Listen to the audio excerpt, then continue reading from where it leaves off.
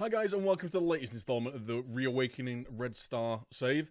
We've got a few things to go through. There's been a couple more bits of transfer business done. I was expecting it to be all done on the 1st. Turns out it wasn't quite finished yet. So a couple of little updates for that. We've got some fixtures to update you on. Some quite good results. You may have seen the league table. It's looking quite good. Just one more thing I wanted to say before we got into the video. Thank you so much for all your support recently, guys. Thank you for all the new... Well, thank you to all the new subscribers to the channel. Thank you to all the subscribers over on Twitch. Anyone that tips, follows, tunes in, watches, or catches up on the YouTube channel as well. Thank you so much for all your support, guys. The last few weeks have been ridiculously supportive, so I really do appreciate that. And yeah, I just wanted to kind of put it into words. But thank you, guys. Without further ado, let's get on with the update video then, shall we? So, as you can see, on the 1st of September, we had an offer from FC Copenhagen. Came in with a paltry £500,000 bid. So, we rebuffed it. They came back with a £1 million bid. We negotiated all the way up to £4 million plus 50% of the next transfer fee. Now, Bangele is a very good player. He was very good for us all last year. Played really well at the start of this season. But that amount of money for a player that we picked up for £300,000, he was going to play a peripheral part of the season this year. We do have better midfielders now. $4 million for him, plus, like I say, 50% of the next transfer fee. He's essentially paid for the Brazilian wonder kid Patane. So we had to snap that up. So he's gone. He spent a full year with us, but we've, like I say, more than 10 times what we paid for him. So I'm more than happy with that bit of business. And finally, Milan Bojan, the keeper, the starting keeper when we first came to the club, still a very good goalkeeper. He didn't play any games last year though. He played one game in the continental competition, played pretty well. He wasn't playing any games, so we decided to let him go. The only reason we'd keep him around would be to tutor Emir Botic, the young keeper that we have. He was tutoring him, and they both fell out, so he won't tutor him anymore. We managed to get 1.2 million from Dynamo Bucharest for him, when he was valued at about £400,000, I think. So, again, triple his value. I couldn't really say no. He's 32 years old, so he is in his peak for a goalkeeper. He has had a few quite big injuries with us, though. So his injury history, he had a hip. He missed 6 months of the season out with a hip injury. So that may mean that he's going to miss even more. But like I say, he was sat on the bench, earning a bit of a wedge. We thought we'd let him go. That does mean, since we've let Bangele go out, we had space for another foreign player in the first team squad. That means Romeo has been playing a lot more football. And he has been playing quite well. He started 4 games. He's got himself an assist, playing 8.38. He has not missed a tackle. He's won 100% of the tackles that he's gone in for. He's got an 82% pass success rating. He's even got a 60% shots on target ratio, so that'll do for me. But this kid, with game time, I think he's going to turn into a fantastic player for the club. So on to the fixtures, and oh boy, have they been going well. Last time you were with us, we got past Slavia Prague. We beat FK Rad 4-2, Spartak 4-0. We then got an away win against Arsenal, 2-1. What a result that was. There is a link below the video to the VOD on Twitch for that game. I'd recommend watching it. It was a cracking game. The only reason I'm not putting the footage into the video is because the only footage I've got is live from the stream. There is some copyrighted music that'll cause issues with things flagging up on YouTube. So if you do want to check that out, go check it out on the Twitch VOD down below. It'll take you straight there. We then follow that up with a 2-0 win against Machva. A tough win, actually. So, 2 very late goals. An 86-minute goal from Blas Jimenez after we were peppering their goal. And a 94th minute penalty from Danilo Cataldi. We then follow that up with a Serbian Cup first round win, 10-0. It was 8-0 by half time. So, yeah, it was game over. Really easy game, won't go over that too much. Then a solid 3-1 win against Vojdovac. We went 2-0 up, they pulled one back. We scored a really, really dodgy own goal on the 65th minute there. As you can see, corner gets swung in, Jimenez has a crack, takes 2 massive deflections off defenders, ends up in the back of the net. Horror for them, great for us. 3-1 win. We then followed that performance up with an outstanding performance against Villarreal. We were at home, we went for it, we played the 4-3-3 attacking, and, well, 4-3-3 standard, but with very attacking instructions, won 6-0. As you can see from the analysis, we absolutely battered them. They didn't even have a shot on target. We had the majority of the possession. We had 21 shots, 14 on target. Absolutely tore them apart. So we will have a little look over the goals. Stuperovic chases down a ball into the corner. Veljic pounces on a lucky deflection. Pokes it in at the near post. Puts us 1-0 up after 23 minutes. Second goal, Miskovic plays an early ball down the line. It's chipped in. It again falls to Stuperovic at the near post. Unfortunate defending. We just had too many players in the box for them. Now into the second half. Parolo picks it up on the edge of the box. Saranovic chips it through to Radonjic. Stuperovic is laid off by Radonjic, and he's made it 3-0. 53rd minute, we're 3-0 at this point.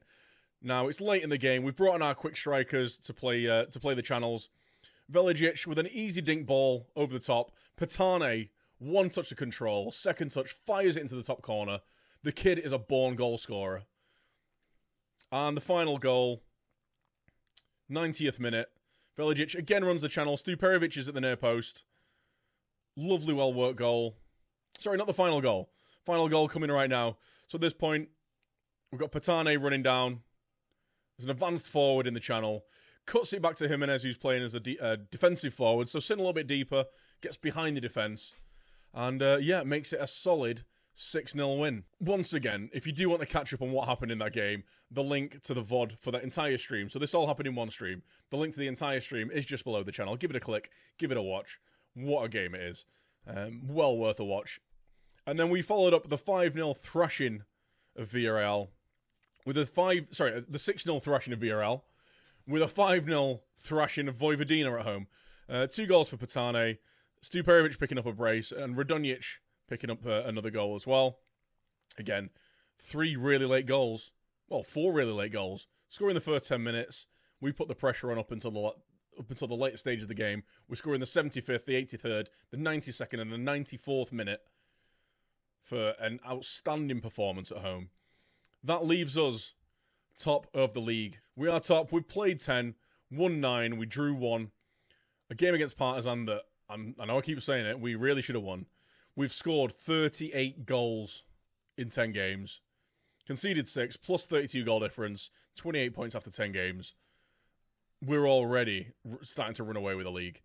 In terms of performances, though, you can see the goal-scoring potential of this squad. Filip Stuperovic, 14 goals in 14 appearances, 6 assists. Luka Adzic, who is out injured at the minute, that's why he's been missing for the last few games. He's out for a few weeks, he's got a twisted ankle, but 12 goals in 14 games, 6 assists. 11 goals in 5 starts for Patane. Like I say, this kid is a born goal scorer. He's getting quicker, he's 6'1", he's good in the air, he's strong, he's fast, he's a good finisher, he's highly determined.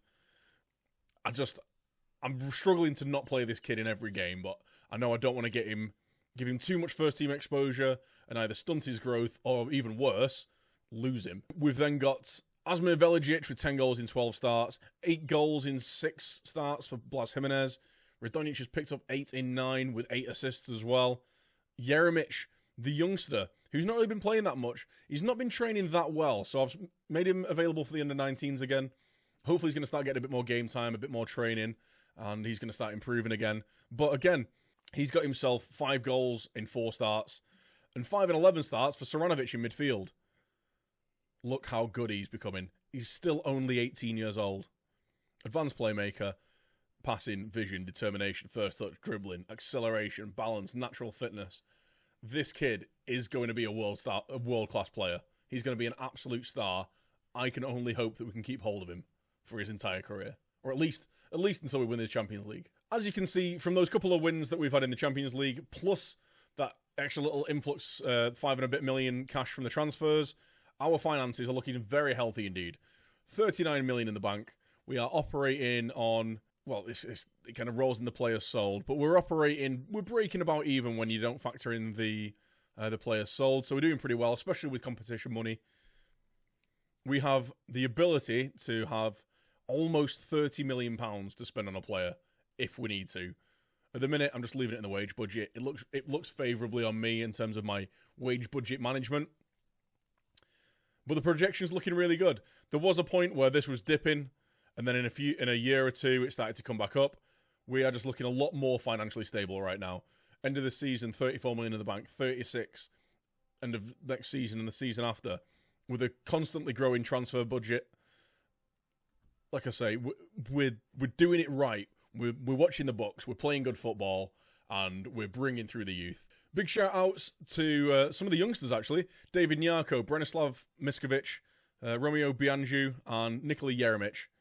These kids, 18 and 19, last 5 games, 8.8, 8.64, 8.4, 8.36. Miskovic, he's played 7 games, started 7 games, he's got himself 6 assists. He's progressing really nicely, he's being tutored. He's never going to be a standout player, I don't think.